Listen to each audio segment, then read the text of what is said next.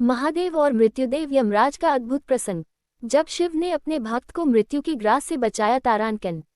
दूसरी दिव्य कथा प्रारंभ करने से पहले एक भावपूर्ण प्रणाम। जय भोलेनाथ। दोस्तों, चैनल को कृपया सब्सक्राइब कर लें। आज मैं लेकर आया हूँ भगवान महादेव की एक अत्यंत अद्भुत कथा। ये कथा भगवान शिव की करुणा शक्ति और उनके असीम प्रेम को दर्शाती है।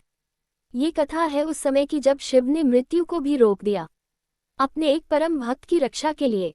कथा की शुरुआत होती है प्राचीन समय से। एक समय हिमालय के नीचे एक छोटा सा आश्रम था, जहाँ एक महान और सरल स्वभाव वाला ब्राह्मण रहता था। उसका नाम था सौम्य। सौम्य अत्यंत भक्तिपूर्ण मन से अपना जीवन व्यतीत करता था। प्रत्येक प्रातः वह गंगाजल लेकर महादेव का अभिषेक करता था और शाम के समय दीपक जलाकर भोलेनाथ के नाम का जाप करता था। उसका जीवन साधारण था, परंतु उसकी भक्ति इतनी प्रबल थी कि वह स्वयं भगवान शिव के मन को भी स्पर्श करती थी। सौम्य के हृदय में एक ही आकांक्षा थी कि वह जीवन भर महादेव की सेवा करता रहे। वह अपने छोटे से घर में रहता। बरसात में छप्पर टपकता, सर्दियों में भीषण ठंड पड़ती, पर सौम्य हमेशा मुस्कुराता, क्योंकि उसके लिए दुनिया का हर सुख शिव की भक्ति में था। इसी समय एक दिन यमराज को निर्देश मिला कि पृथ्वी पर जन्म लेने के बाद सौम्य के जीवन का समय पूर्ण हो चुका है और उन्हें उसकी आत्मा को यमलोक ले जाना है। यमराज अपने कर्तव्य में सदैव तत्पर रहते हैं। वे निष्पक्ष हैं, किसी से बैर नहीं, किसी से मोह नहीं। इसलिए उन्होंने अपने दूतों से कहा कि वे पृथ्वी जाकर सौम्य की आत्मा लेकर आएं।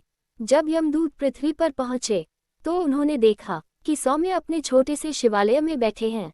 उनके सामने मिट्टी का बना हुआ शिवलिंग रखा है, जिस पर वे निरंतर जल चढ़ा रहे हैं और उनके मुख से बार बार एक ही मंत्र निकल रहा है, ओम नमः शिवाय। उसकी आंखें बंद थीं, पर उसके तेज से पूरी कुटिया मानो दमक रही थी।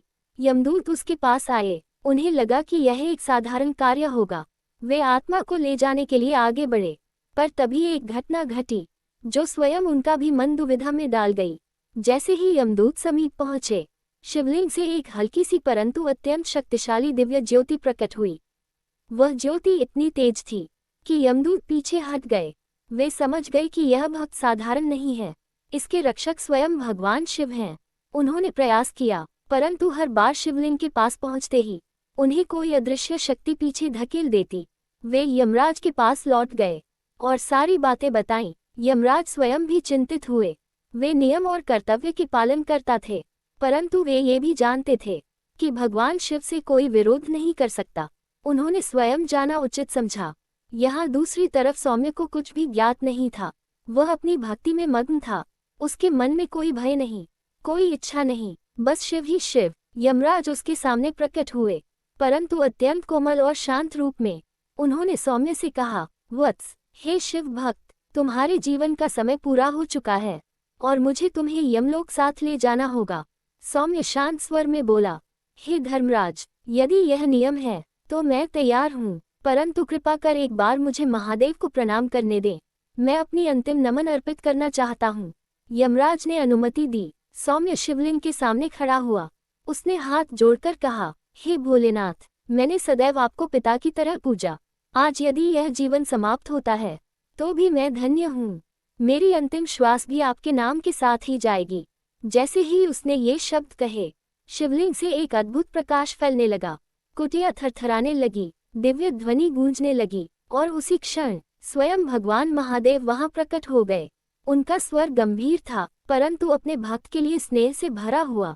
उन्होंने यमराज की ओर देखा और बोले, धर्मराज, यह मेरा परम भक्त है, इसे ले जाया नहीं जाएगा। जिसने जीवन भर मुझे पुकारा है, मैं उसे मृत्यु के आगे नहीं झुकने दूंगा। यमराज ने सिर झुकाया और बोले, प्रभु, मैं आपका आदेश नहीं टाल सकता, मैं पीछे हटता हूँ। ये भक्त आपका है। इसके बाद महादेव ने सौम्य के सिर पर हाथ रखा और कहा, वत्स, तुम्हारी भक्ति ने मुझे प्रसन्न किया है। तुम्हें कोई मृत्यु नहीं छू सकती। अब तुम दीर्घायु होकर मुझे ही याद करते रहो। तुरंत ही सौम्य के शरीर में दिव्य ऊर्जा का संचार हुआ। उसकी आयु बढ़ गई और वह दीर्घ वर्षों तक शिव भक्ति में लीन रहा, जिसे संपूर्ण गांव महादेव का प्रिय भक्त मानता था। इस प्रकार यह कथा दर्शाती है कि जिस भक्त के ऊपर भोलेनाथ अपनी कृपा कर दें, उसे मृत्यु, विपत्ति, भय कुछ भी छू नहीं सकता। ये कथा भगवान शिव की करुणा का जीवंत उदाहरण है। कथा समाप्त करने से पहले फिर से प्रणाम। जय भोलेनाथ। दोस्तों, चैनल को सब्सक्राइब करें और ऐसी दिव्य कथाएं सुनने के लिए जुड़े रहें।